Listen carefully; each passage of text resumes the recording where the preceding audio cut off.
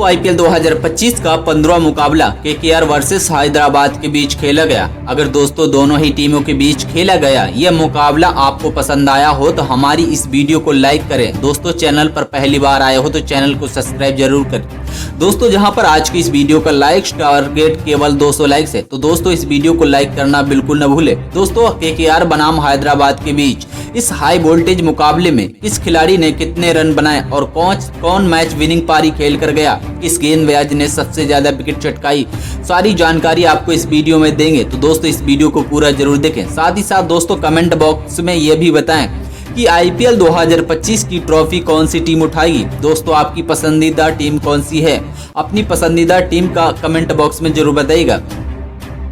दोस्तों कोलकाता के सलामी बल्लेबाज क्विंटन डिकॉक और सुनील नारायण ने पारी की शुरुआत की। क्रीज पर आए थे लेकिन दोस्तों हैदराबाद की तरफ से पहला ओवर लेकर आए मोहम्मद शमी ने पहले ही ओवर में 7 रन खर्च किए। तब दूसरा ओवर लेकर आ चुके थे एक बार फिर से पैट कमिंस।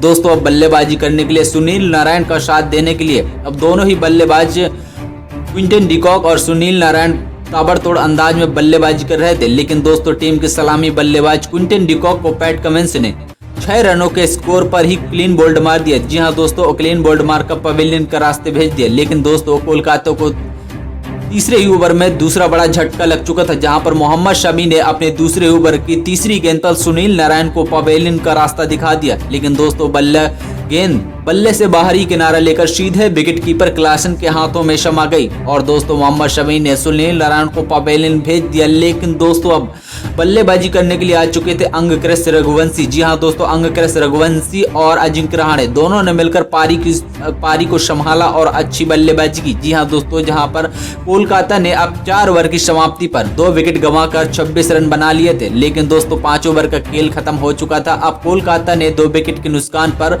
38 रन बना लिए थे। 5वें ओवर में रहाणे ने एक शानदार छक्का जड़ा। जी हां दोस्तों उनकी पारी का यह दूसरा बड़ा सबसे छक्का था। आखिरी गेंद पर रघुवंशी ने भी एक चौका लगाया और दोनों ही बल्लेबाज मैदान पर अपसेट हो चुके थे। जहां पर अजिंक्य रहाणे अब 14 रन पर खेल रहे थे तो वहीं पर रघुवंशी 9 रन बनाकर खेल रहे थे। लेकिन दोस्तों अब हैदराबाद की टीम को तीसरी विकेट की तलाश में थी। लेकिन दोस्तों ओवर का 6वां ओवर का खेल खत्म हो चुका था। कोलकाता अब 2 विकेट के नुकसान पर 53 रन बना चुकी थी अपना 50 रन पूरे करने के बाद। जी हां दोस्तों अजिंक्य रहाणे ने छक्का जड़ दिया। वहीं पर पूरे मूड में दिख रहे रघुवंशी भी कहां पीछे रहने वाले थे।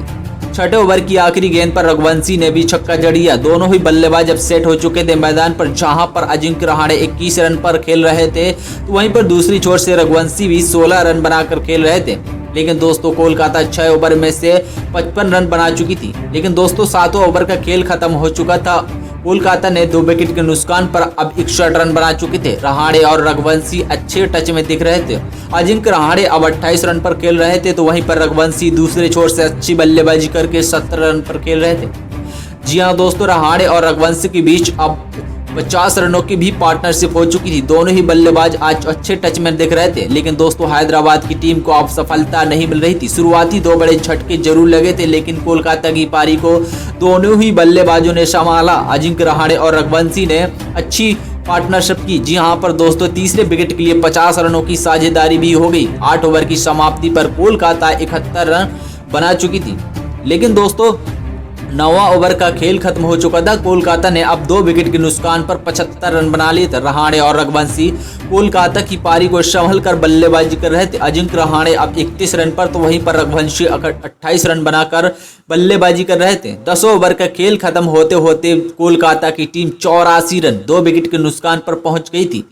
जहां पर दोस्तों रघुवंशी कोलकाता की पारी को संभाल कर बल्लेबाजी कर रहे थे और शानदार अजिंक्य रहाणे भी छक्के और चौकी की बारिश कर रहे थे। अब रहाणे 38 रन के स्कोर पर खेल रहे थे तो दूसरी छोर से रघुवंशी भी अपने 30 रन जड़ चुके थे। लेकिन दोस्तों कोलकाता ने 12वें ओवर में 100 रन पूरे कर लिए थे, जहां पर 12 ओवर की समाप्ति तक उसने 3 विकेट के नुकसान पर 104 रन बना लिए थे। लेकिन दोस्तों अंगक्रश रघुवंशी अब 49 रन बनाकर खेल रहे थे। लेकिन तभी दोस्तों केकेआर को तीसरा बड़ा झटका लगता है। जी हां दोस्तों केकेआर को चौथा बड़ा झटका लगता है रघुवंशी जहां पर 50 रन बनाकर आउट हो जाते हैं तो कमिंदु मेंडिस की गेंद पर हर्षल पटेल ने उन्हें कैच पकड़ा देते हैं। रघुवंशी कुल मिलाकर 32 गेंदों का सामना किया और 32 गेंदों में से 50 रन बनाकर 3 छक्के और 2 चौकी की मदद से अपनी पारी को आगाज और अंजाम पर पहुंचा देते हैं, जहां पर 13 ओवर की समाप्ति होने तक कोलकाता का स्कोर अब 108 रन पहुंच चुका था। दोस्तों 14 ओवर का खेल समाप्त हो चुका था और कोलकाता के 4 विकेट गिर चुके थे, जहां पर 113 रन बनाकर वेंकटेश अय्यर और रिंकू सिंह वहीं 3 रन बनाकर खेल रहे थे। लेकिन दोस्तों अब हैदराबाद की गेंदबाजों का अब तक प्रदर्शन अच्छा रहा था। हैदराबाद की गेंदबाजी की बात करें तो अब तक मोहम्मद शामी, पैट कमिंस, जीशान अंसारी और मेंडिस को एक एक सफलता मिल चुकी थी। वहीं पर सिमरजीत सिंह और हर्षल पटेल को विकेट मिलने का इंतजार था। जी हां दोस्तों, 15 ओवर का खेल खत्म हो चुका था और कोलकाता ने अपने 4 विकेट गंवा दिए थे। 4 विकेट के नुकसान पर कोलकाता 122 रन पहुंच चुकी थी। वेंकटेश अय्यर ने सिमरजीत सिंह को इस ओवर में शानदार छक्का भी जड़ा। लेकिन दोस्तों 16 ओवर का खेल खत्म हो चुका था। ओवर कोलकाता की टीम जहां पर 4 विकेट के नुकसान पर 134 रन पहुंच गई थी। वेंकटेश अय्यर और रिंकू सिंह अब क्रीज पर मौजूद थे। अय्यर ने 18 रन में तो रिंकू सिंह 11 रन बनाकर खेल रहे थे। 16 ओवर में कुल मिलाकर 12 रन आए थे। वहीं पर 17 ओवर का दोस्तों खेल खत्म हो चुका था। कोलकाता ने अपने 4 विकेट गंवा दिए थे, 149 रन बना लिए थे। लेकिन वेंकटेश अय्यर और रिंकू सिंह क्रीज पर मौजूद थे। इस ओवर में रिंकू सिंह ने 3 चौके लगाए थे। वहीं पर 7वें ओवर में कोलकाता के बल्लेबाजों ने 15 रन बटोरे थे।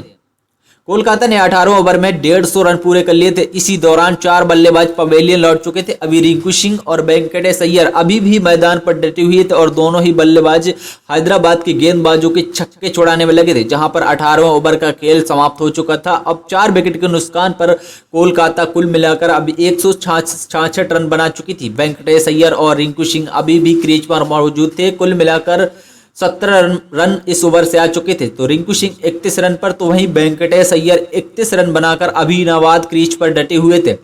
इस ओवर में वेंकटेश अय्यर ने 2 चौके तो रिंकू सिंह ने भी 1 छक्का जड़ा था।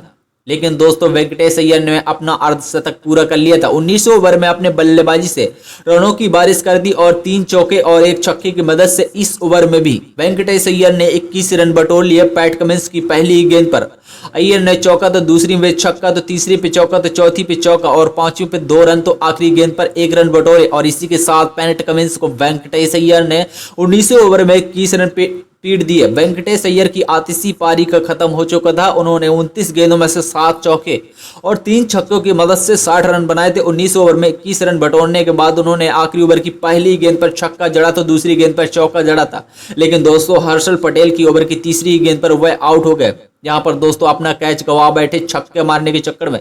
लेकिन दोस्तों कोलकाता नाइट राइडर्स ने गुरुवार यानी कि आज के दिन सनराइज हैदराबाद के खिलाफ 20 ओवर में 6 विकेट के नुकसान पर 200 रन बना दिए थे, जहां पर अंगक्रिस रघुवंशी और वेंकटेश अय्यर ने सबसे ज्यादा रन बनाए थे। वेंकटेश अय्यर ने शानदार 60 रनों की पारी खेली थी, तो वहीं पर रघुवंशी ने 50 रनों की पारी खेली थी। लेकिन दोस्तों अब इस 200 रनों का लक्ष्य का पीछा करने उतरी हैदराबाद की टीम की तरफ से बल्लेबाजी करने के लिए आए थे ट्रेविस हेड और अभिषेक शर्मा, जहां पर हैदराबाद की टीम को 2 बड़ी झटके लग चुके थे। पहले ही ओवर में 2 बड़े झटके लग चुके थे, लेकिन तीसरे ओवर में ईशान किशन यानी कि हैदराबाद को टीम को रन चेज करते हुए तीसरे 3 बड़े झटके लग चुके थे। तो दोस्तों आपको क्या लगता है कि हैदराबाद यहां से इस मुकाबले को जीत पाएगी या फिर नहीं?